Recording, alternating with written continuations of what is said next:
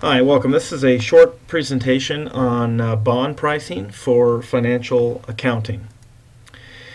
Bond pricing, first thing I want to mention is bond prices are derived from the present value of their cash flows. However, this is an intermediate accounting topic, so we're not going to go into the details here of how that is arrived.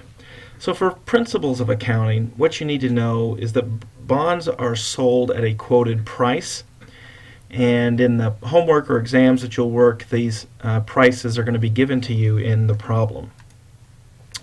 Here is an example, just some random example of some quoted prices. 75.5, 102.75, 94.5, 104.5. Now that I say that, it sort of sounds like radio call signals, but they're really quoted prices for bonds. And what it means is that these bonds are sold as a percentage of their face value. So those numbers are all percentages.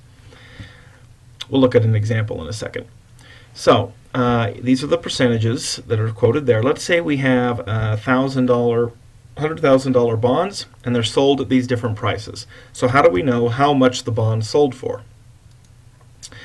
Well, we just simply multiply it out. So 75.75% of its face value of 100,000 is 75,750.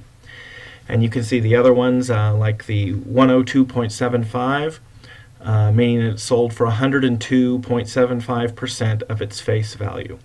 So the company that issues the bonds are really going to get, in this case, 75,750 for the $100,000 bonds, or in this case, 102,750 for the $100,000 bonds.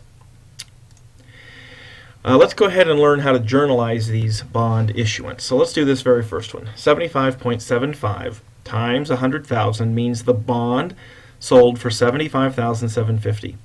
Since this bond sells for less than its face value, the bond sells at a discount.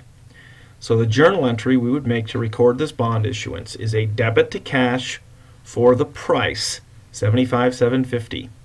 Credit bonds payable for the face value, 100,000. And what we are left with is a debit to an account called discount on bonds payable. The amount, of course, is the difference between these two, what the face value is and what the bond sold for.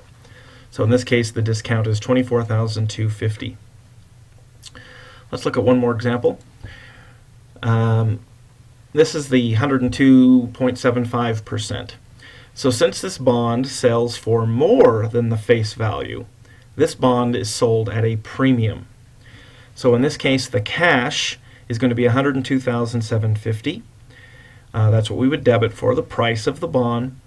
The bond payable is credited, of course, for the face value, and the difference here is a credit to an account called premium on bonds payable.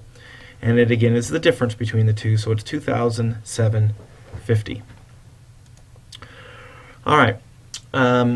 So discounts and premiums need to be amortized, which means written off to expense over the life of the bond.